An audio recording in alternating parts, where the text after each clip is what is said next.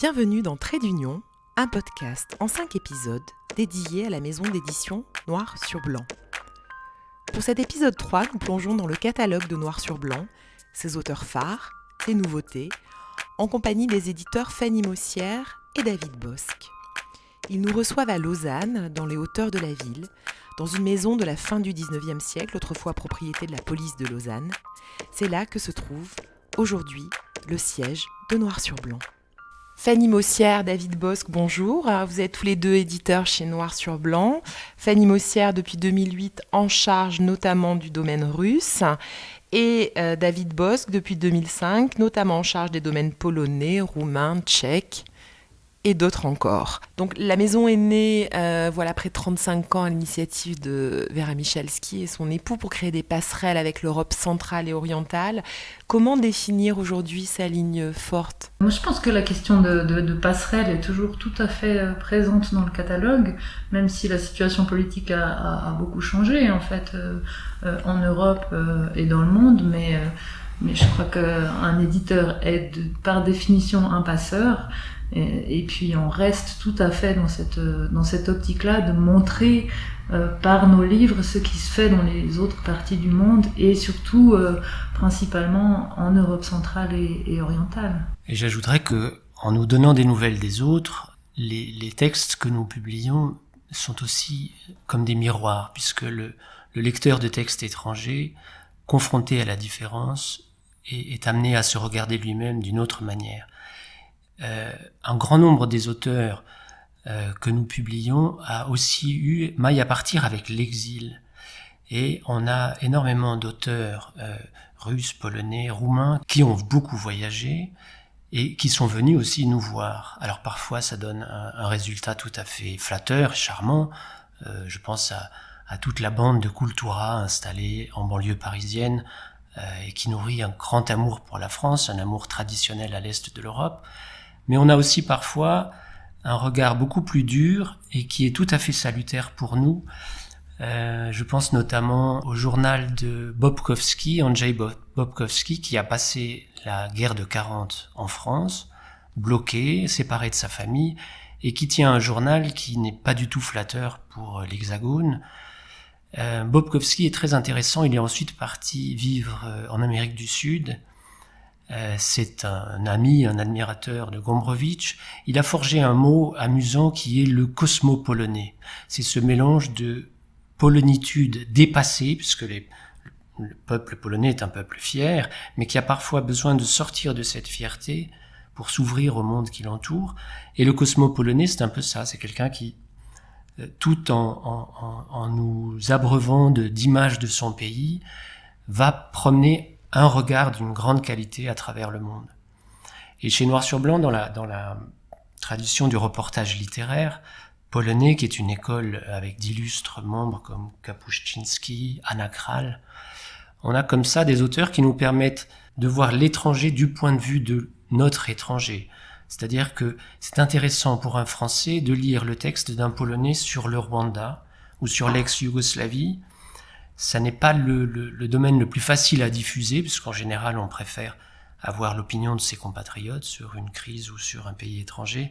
Mais c'est quand même un détour depuis les lettres persanes qui a toujours été intéressant à avoir. La source de réflexion avec un décalage qu'on n'aurait pas eu en envoyant l'un des nôtres sur ces zones de conflit ou sur ces terres étrangères. Et ce que vous disiez, le regard un peu décalé et un peu ou beaucoup satirique que les auteurs de l'Est peuvent porter sur la France, c'est très salutaire aussi.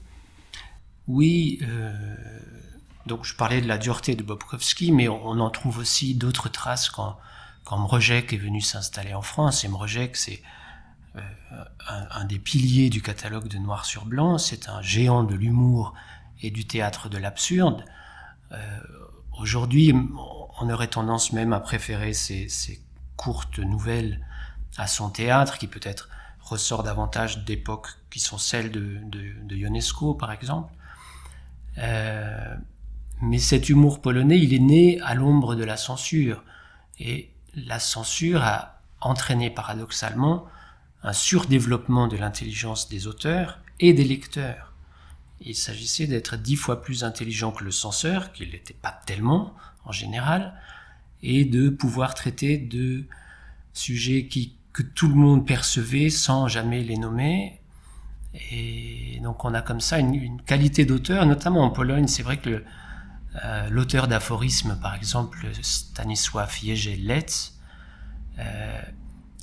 était le fournisseur d'une nourriture de l'esprit qui était surappréciée dans l'ensemble du bloc de l'Est. Et on en entend parler encore aujourd'hui en Russie, en Tchécoslovaquie. Et j'en suis même sûr, quand on a demandé à Umberto Eco quel était le livre fameux qui l'emmènerait sur l'île déserte, ce sont les aphorismes de Lec qu'il a choisi.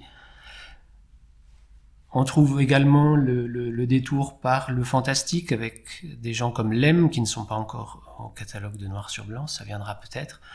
Mais le fantastique, c'est aussi une manière de réinvestir son regard sur le présent avec un décalage qui permet de nourrir la réflexion. Je pense à un auteur comme Mircea Cărtărescu, le roumain, qui est en train de gagner une ampleur et un lectorat qui devient mondial et qui est vraiment un auteur capital aujourd'hui et dont les œuvres explorent à la fois la part onirique et la façon dont la science la plus abstruse, absconse qu'on puisse imaginer peut venir infuser le réel et l'imaginaire d'un écrivain et donc de lecteur. Et vous disiez tout à l'heure que les romanciers devaient rivaliser d'intelligence et de finesse pour contourner la censure. C'est aussi une façon de dire que la fiction, la littérature, comme le théâtre, comme les aphorismes, peuvent être à un moment des outils plus forts, aussi forts sinon plus forts que les essais ou les témoignages pour comprendre le monde ou l'éclairer ou dénoncer un certain nombre de pratiques. C'est encore tout à fait vrai.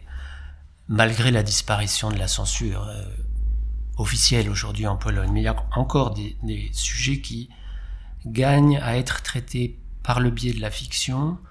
D'abord parce que l'essai va tout de suite provoquer une levée de bouclier qui va entraîner des polémiques sans fin et en Pologne, même faire bouger le législateur qui aujourd'hui s'est donné les moyens d'attaquer en justice des textes qui feraient de la Pologne un complice actif dans la destruction des Juifs d'Europe, par exemple.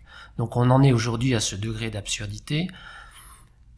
Dans la fiction contemporaine en Pologne, cette question-là est abordée et elle l'est avec force et touche un lectorat et arrive à le convaincre que ce sont des questions qui doivent être regardées en face et qu'on ne mettra pas sous le tapis d'une manière ou d'une autre. Ce sont des dizaines de sujets que la fiction peut porter sans prétendre à détenir une vérité, en tout cas à faire part d'une inquiétude ou d'une non-tranquillité face à un certain nombre de sujets. Et est-ce que être éditeur dans une maison comme Noir sur Blanc, où on rend compte notamment de ces formes d'intranquillité ou d'inquiétude de certains auteurs, ça nécessite une forme d'engagement plus grande encore que dans n'importe quelle autre maison? C'est le mot engagement qui toujours peut susciter des frilosités ou des... C'est quoi, c'est trop grandiloquent? Non, c'est quand il est trop proche de militants, c'est simplement que... oui, effectivement, on est davantage touché par un texte courageux et un texte qui soulève autre chose que la contemplation de soi-même et des conforts dont on a finalement tous assez comme lecteurs. Et donc, voilà. Mais c'est simplement, comme le dit Fanny, peut-être le critère minimal pour qu'un texte...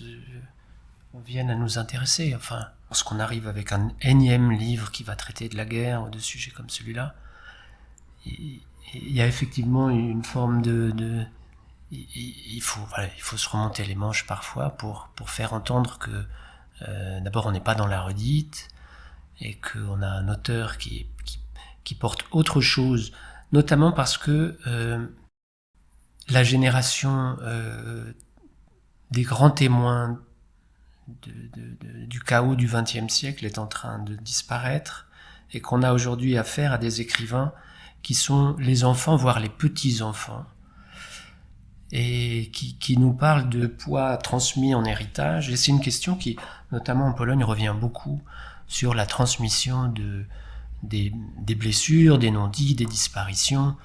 Je pense notamment à un livre que nous avons publié l'année dernière qui s'appelle « Faux poivre » de Monika Schneiderman. Monika Schneiderman dirige une maison d'édition tout à fait passionnante en Pologne qui s'appelle Czarny, ça veut dire noir. Elle est la compagne d'un écrivain polonais traduit très largement en France, Andrzej Staszuk, traduit chez Noir sur Blanc, chez Actes Sud, chez Bourgois. Et dans ce livre, Monika Schneiderman, dont le père était juif et la mère issue de l'aristocratie polonaise, remonte dans la généalogie de sa famille, en vient à s'apercevoir que cette famille juive dont elle n'avait jamais entendu parler, qui a disparu à 95%, et qu'elle a qu'elle a découvert par des cousins immigrés aux États-Unis qui ont fait parvenir une enveloppe contenant des photos d'avant-guerre. Et elle en vient à s'apercevoir qu'un même jour de 1940, tandis que l'une de ses grand-mères assiste à un match de hockey, ou de polo plutôt, très chic, près d'un manoir polonais, son autre grand-mère est tuée dans un pogrom en Ukraine. Et Schneiderman, au lieu d'opposer une mémoire à une autre, ne cesse de marteler que ce sont deux mémoires qui ont toujours été ensemble et qu'il s'agit de les réconcilier et surtout de rendre l'une des deux visible à nouveau, en fait. Le nom même de la maison d'édition fondée par Vera et Jan Michalski, c'est Noir sur Blanc. C'était une référence immédiate à l'encre sur le papier. Est-ce qu'aujourd'hui, vous n'avez pas le sentiment que la mosaïque de couleurs ou de gris, les nuances, ne donne pas une image plus juste de la richesse et du foisonnement du catalogue ?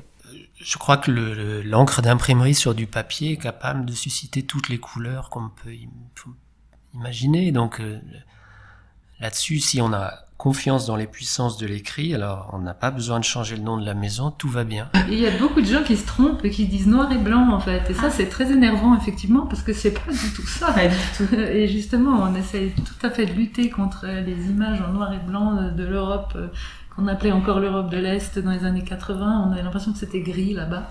Et je pense qu'on essaie justement de montrer qu'il y a toutes sortes de nuances et de couleurs partout en fait. Et l'objet affiché de la maison, c'est de publier des textes qui durent. C'est quoi la différence entre un texte qui dure et un texte qui passe ? Oui, la question est difficile, mais c'est vrai qu'il y a plusieurs raisons pour lesquelles, il y a des raisons différentes pour lesquelles on décide d'éditer un livre, en fait. Et puis, une des questions qu'on se pose, c'est est-ce que ça va dire quelque chose au lecteur francophone, au lecteur en français, est-ce que c'est accessible pour lui, est-ce que ça lui apporte quelque chose, disons la question de est-ce que ça va durer, après ça nous dépasse un petit peu, c'est comme le succès d'un livre, on n'en sait rien en fait. Je crois que ça nous échappe pour une part très importante.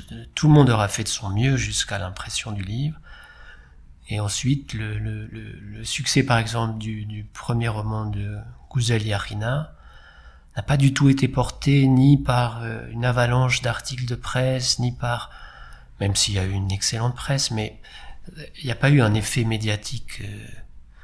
Et c'est vraiment le choix de lecteurs qui se sont parlé du livre, qui se le sont offerts. Et des libraires.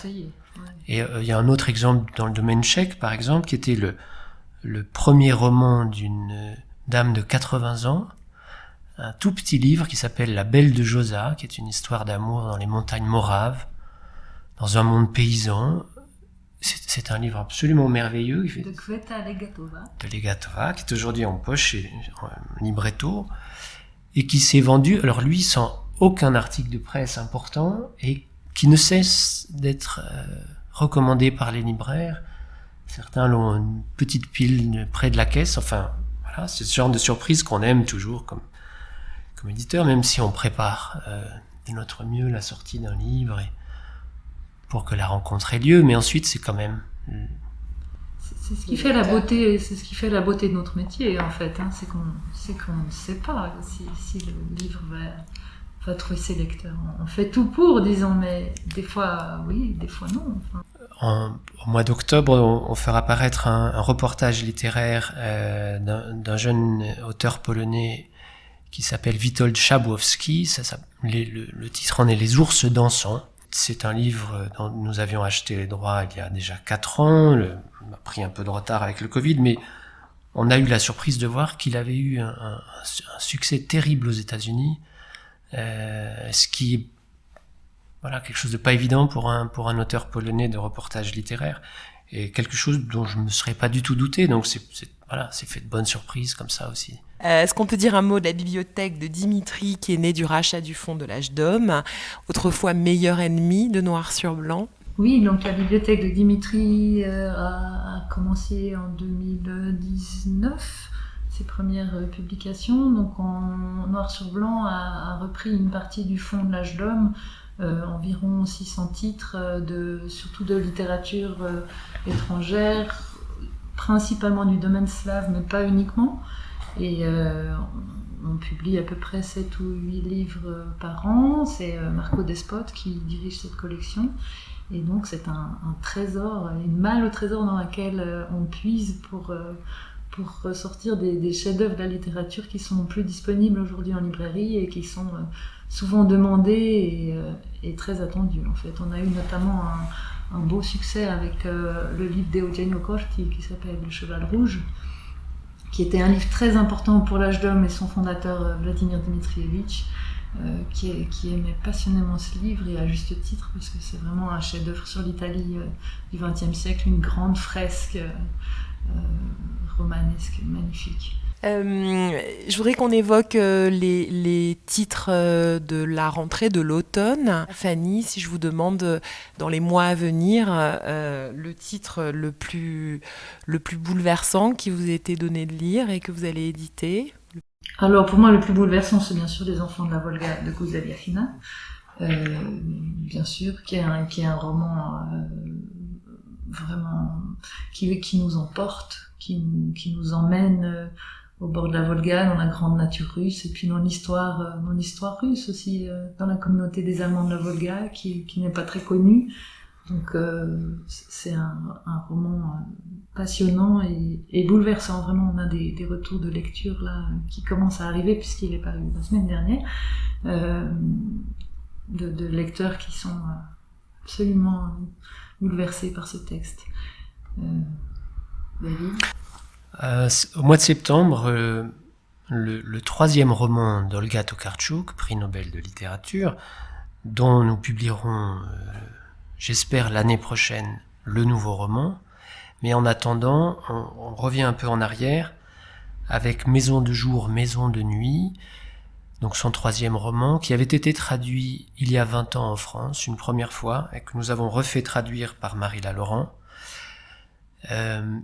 Donc c'est un roman de la toute jeune Olga Tokarczuk, très singulier dans sa forme, une forme fragmentaire, en mosaïque, par petites touches, avec une narration sur l'histoire contemporaine d'un jeune couple qui s'installe dans cette région de Haute-Silésie, vidée après la guerre de ses habitants allemands, qu'on a remplacés par des Polonais de l'Est.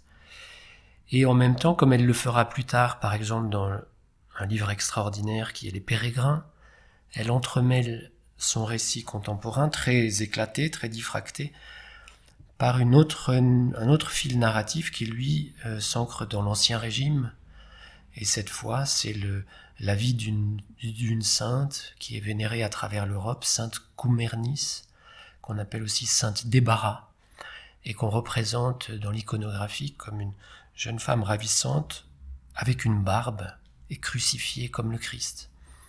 Et cette histoire de cette femme que un miracle aura dotée d'une barbe pour échapper à la volonté du père de la marier s'entremêle à une vision de la Pologne aussitôt après la chute du mur, avec son village de Pologne classique, ses soulographes, ses paysans.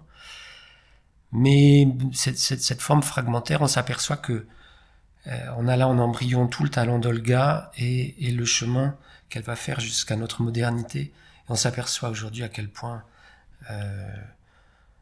la manière de voir le monde d'Olga Tokarczuk est un outil idéal pour comprendre la complexité du monde contemporain. Pour la rentrée, peut-être le livre le plus inattendu, un des livres les plus inattendus, mais aussi assez drôle, c'est le livre de Nils Ackermann et Sébastien Gaubert. Drôle parce qu'un peu décalé. Donc ce sera fin octobre. C'est un livre de photographie. Nils Ackermann est un photographe qui vit en Suisse et qui a vécu longtemps en Ukraine. Et Sébastien Gaubert est un journaliste qui vit aussi en Ukraine, donc les deux sont amoureux de l'Ukraine et on a déjà publié 2 livres d'eux sur l'Ukraine.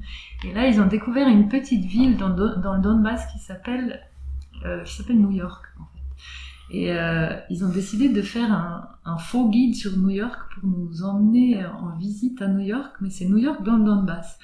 Et en fait, la ville s'est appelée New York jusqu'en 1951. Ensuite, comme c'était l'URSS, ils trouvaient que New York c'était quand même pas terrible, donc ils l'ont renommé Novgorodsk. Et puis là, les habitants ont déposé une motion au Parlement, et depuis le 1er juillet 2021, la ville s'appelle de nouveau New York, en fait. Donc on est en plein dans l'actualité. Au mois d'octobre, le nouveau livre de Frédéric Pajac, qui a mis un point final l'année dernière à son Manifeste incertain, 9e tome, mais qui reprend son bâton de pèlerin, avec cette fois un livre dont le titre est un demi-vers de Rimbaud, J'irai dans les sentiers. Le livre aura 3 figures qui seront Rimbaud, Lautréamont, Germain Nouveau. On a des anniversaires pour les 3 cette année, mais ils sont liés davantage par autre chose, qui est que ce sont des poètes jeunes et des poètes qu'on découvre en général quand on est jeune. Et à son habitude, Frédéric entremêle une exploration de la biographie des personnes qu'il a choisies et sa propre vie, ses souvenirs de jeune homme cette fois. Son premier amour, un voyage en Italie, ses souvenirs de couchettiste quand pour gagner sa croûte, il travaillait pour les compagnies de chemin de fer suisses, des trains de nuit. Et donc on a un livre qui a toute la fraîcheur de la jeunesse et qui en même temps s'attache à Rimbaud et Lautréamont, évidemment. Il n'y a plus guère besoin de faire la lumière sur ces figures, mais la confrontation avec l'univers de Pajac est très intéressante. Et Germain Nouveau, qui est quand même toujours l'éternel méconnu du trio. La mise au jour de sa biographie, de ses crises mystiques, de sa déchéance de clochard volontaire devant les églises d'Aix-en-Provence. On raconte que Paul Cézanne lui faisait chaque dimanche l'aumône d'un louis. Et voilà, c'est un poète très attachant, une poésie d'une grande force, mais c'est l'occasion de la remettre en lumière avec Frédéric Pajac. Je voudrais qu'on termine, peut-être puisqu'on parle de mots, par une lecture d'un texte que vous aimez, qui vous tient à cœur. David ? Alors, un extrait du grand roman du roumain Mircea Cartarescu, dont le titre est Solénoïde. Je flotte de la même façon la nuit dans ma chambre, dans la lumière bleue de la lune, sur le matelas invisible du champ magnétique, plus relaxé qu'un yogi, plus voluptueux qu'un matou qui dort en rond, avec une patte sur l'oreille dans son panier. Le solénoïde sous le plancher remplit la pièce d'un ronflement presque inaudible. 4 fois par nuit, je descends les marches du sommeil, en glissant jusqu'à ce que le sommeil paradoxal me revête de sa lumière d'or en fusion. 4 fois je reviens par paliers à la surface, la peau luisant encore sombrement des flammes des profondeurs dans le noir de la chambre. J'effectue de longs paliers de décompression, comme les plongeurs, pour que l'épaisse écume du rêve ne fasse pas exploser mon esprit. Quand j'ouvre les paupières dans le froid cendreux du matin, Je me vois dans le miroir et chaque fois je sursaute. Un homme parasé, le cheveu humide, flotte comme un noyé sur le ventre, au centre d'une chambre silencieuse. Irina, sans laquelle je n'aurais jamais découvert le petit secret de ma chambre à coucher, car je mettrais encore ma main au feu que le bouton d'ébonite n'était pas là avant sa première visite, passe ici une fois par semaine ou une semaine sur 2 de manière imprévisible mais plutôt régulière. Notre sexualité est incroyablement gagnée grâce à la lévitation. Nous nous aimons à présent en l'air, sans la gaucherie de grands infirmes, des corps vissés à leur lit. Nous tirons les rideaux, nous nous allongeons tout nus sur le lit, nous appuyons sur le bouton et nous nous élevons avec légèreté dans le noir total, sans défaut, dans lequel il importe peu que nous ayons les paupières fermées ou largement ouvertes. Merci Fanny Maussière et David Bosque.